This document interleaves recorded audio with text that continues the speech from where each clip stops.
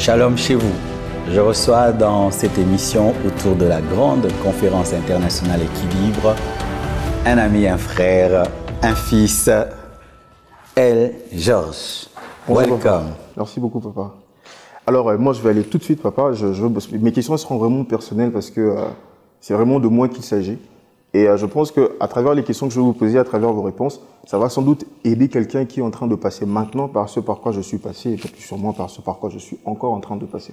Ben, moi, je me souviens qu'au début de ma carrière, parce que j'aimerais vraiment parler en tant qu'artiste, au début de ma carrière, j'étais un artiste très frustré. Frustré parce que je n'arrivais pas à gérer la mutation. Parce que dans la vie de chaque artiste chrétien, il y a comme une mutation qu'il connaît. Ce processus où il part de l'époque où il est chanteur à la chorale et peu à peu, il commence à s'exposer. L'exposition va grandissante. C'est d'abord l'assemblée qui le découvre. Et après, ben voilà, il découvre son appel en tant que chanteur destiné à chanter pour le corps du Christ, pour la bénédiction du corps du Christ, ensuite pour les nations. Et cette période-là, j'ai eu à connaître beaucoup de frustrations, beaucoup de blessures intérieures, parce que c'est une période que beaucoup de gens ne comprennent pas. Il y a ta vie qui change au fil du temps. Il y a les anciens amis qui ne te reconnaissent plus. Il y a un moment où voilà, tu fais tellement face aux critiques que tu finis même par avoir des blessures intérieures. Un moment où voilà, ton WhatsApp, tu recevais à peine 50 messages, mais là, c'est 500 messages du coup. Et j'ai vraiment eu du mal à gérer cette période-là. Ça m'a beaucoup fait souffrir, mais par la grâce de Dieu, j'ai pu me relever. Papa, qu'est-ce que vous pouvez dire par rapport à ça? Comment arriver à maintenir l'équilibre pendant ce processus-là, de l'époque où tu quittes de l'anonymat vers une exposition qui va sans cesse grandissante? Tout d'abord, il faut considérer que c'est normal. C'est normal de ne pas être compris lorsqu'on devient une autre personne. Ça, c'est un premier pas pour ne pas être blessé. Je donne l'exemple même du fœtus dans le ventre de sa mère. Il passe par des transformations extraordinaires jusqu'à ce qu'il va naître. Et quand il va naître, il va manquer à la matrice.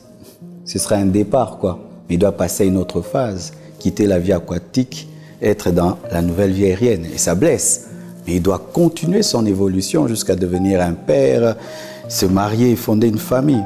Alors s'il reste attaché au placenta et tout le reste, il va mourir. Et les amis d'enfance, c'est comme le placenta, c'est comme la matrice et tout. Mais comme on évolue, un jour, on devient quelqu'un d'autre qui étonne. Le mal, c'est de changer en mal. Si tu te détériores, tu deviens orgueilleux, pécheur, ça c'est mal. Mais si c'est une évolution vers ta destinée et que les gens ne la comprennent pas, c'est normal. Même Jésus n'était pas compris. Jésus est mort, pourquoi? Jésus est mort parce qu'il n'était pas compris. C'est normal. De deux, comment vivre les évolutions de sa vie? Il faudrait les vivre avec Dieu, les vivre dans la présence de Dieu. Parce que c'est Dieu qui est l'auteur de notre destinée. Et c'est Dieu qui peut t'aider à vivre ta nouvelle vie, à l'imposer, à l'affirmer. Et des fois, même si personne ne la comprend, si tu es sûr que tu marches avec Dieu, tu continues ta route. Nous ne vivons pas notre vie sur base de la démocratie et de la vie des hommes. C'est sur base de la théocratie. Dieu me parle, je fais. Si ça bénit certains, amen. Si d'autres ne comprennent pas, ils comprendront un jour. Jésus-Christ était souvent mal compris alors que c'est lui qui est venu donner la vie et la lumière au monde. Merci beaucoup, papa. Et aussi, il y a autre chose aussi. Tu es exposé. Comme vous l'avez dit, ben, c'est normal. On finit par s'y faire et on finit par faire avec. Et autre chose aussi. On a comme l'impression même dans notre pays, et la majorité d'entre nous sommes célibataires. Ça, c'est un sujet qui devient de plus en plus tabou, mais tabou parce qu'on n'en parle pas clairement. Moi, j'aime beaucoup parler de cela avec de la manière la plus transparente qui soit. C'est quand même une difficulté, si je peux le dire. Il y a même des raisonnements comme ça que je pourrais juger d'équivoques, selon lesquels, lorsque tu es de plus en plus exposé et que tu es exposé en même temps, tu es célibataire, ça devient compliqué de faire le choix. Je me souviens, papa, vous en avez plusieurs fois parlé. Vous nous en avez parlé à la fois en privé et sur la chaire et tout ça. Ça a été aussi difficile pour vous de faire le choix parce que vous avez connu la même situation. Vous êtes devenu pasteur, dirigeant d'une église et vous étiez toujours célibataire. Ouais, une église de 600 membres. Une église de 600 membres. Célibataire. J'imagine la pression. Des visions, des prophéties. Exactement. on est passé par là. Moi, je pense que je suis même encore en train de passer par là. J'aimerais, papa, qu'on parle de façon claire par rapport à ça.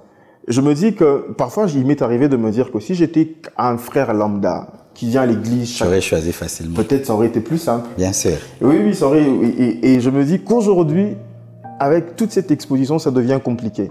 Et ma crainte aussi résidait au niveau du fait où je me disais que il y a un passage de la Bible que j'ai eu l'habitude, abusivement bien sûr, de transformer. Je me disais, 1000 tombent à mon côté, 10 000 à ma droite, certainement bientôt je serai atteint. Même si, voilà, je dois affirmer avec foi que je ne serai pas atteint.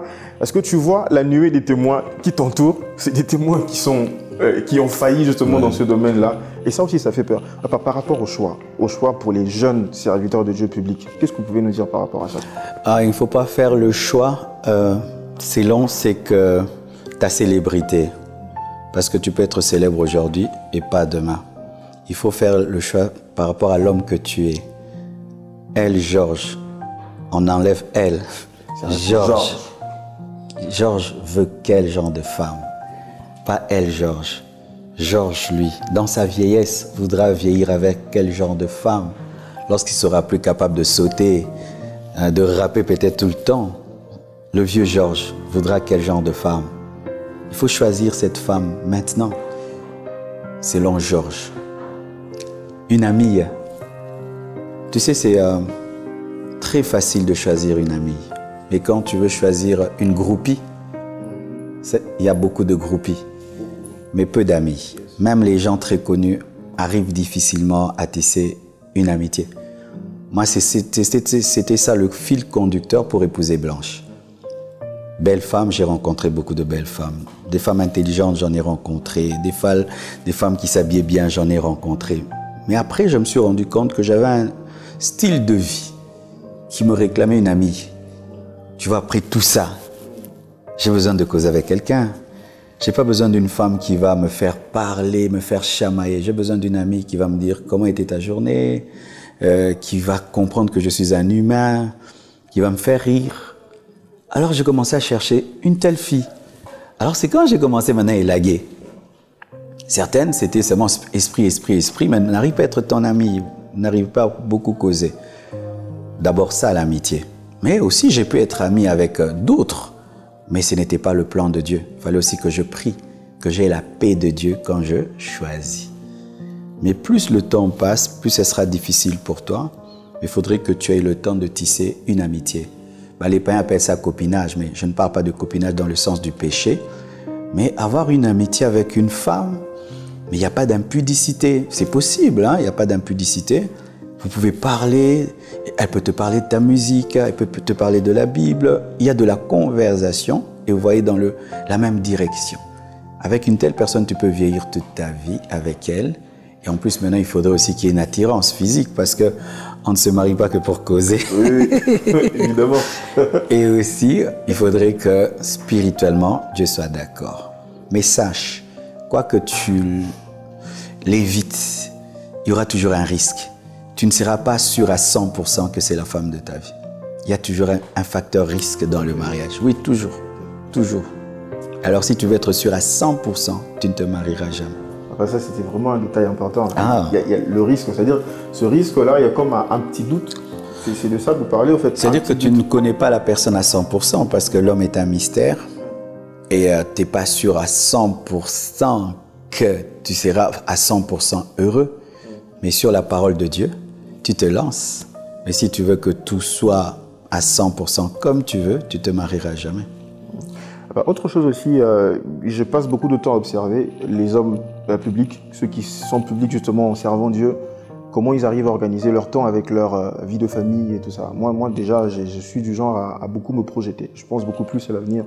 Et trop souvent, quand j'imagine comment ma vie sera dans 10, 15 ans, avec tous les voyages missionnaires et tout ça, je me dis comment je saurais trouver l'équilibre entre les déplacements, les concerts, la vie de famille et surtout les enfants, et surtout à cette époque où on a même l'homosexualité dans les dessins animés. Je pense à l'éducation des enfants et je me dis comment faire en fait pour trouver l'équilibre entre les jeunes, les prières et le ministère et tout ça. Quel conseil pouvez-vous nous donner, papa? Tu vois, un artiste, un musicien, il a le temps pour ses répétitions, n'est-ce pas? Il a le temps pour aller dans le studio, il a le temps pour composer. Il faut aussi avoir le temps pour la femme, le temps pour l'enfant. Autant tu as le temps pour répéter, le temps pour faire des voyages, il faut avoir un temps pour aller en vacances avec la famille. Pour moi, quand tout allait bien dans le monde, c'était au mois de juillet que je prenais des vacances d'1 mois avec toute la famille. J'allais à Paris, Bruxelles. On oublie tout. Je suis là, je vais dans les manèges. Okay. Une fois j'ai accepté quand même pour les faire plaisir, mais j'ai failli mourir. Hein. Avec l'âge aussi, papa. Ah, le cœur là, crise cardiaque. Mais ils ont vu papa faire l'effort d'oublier qu'il est pasteur, il a fait le manège et tout.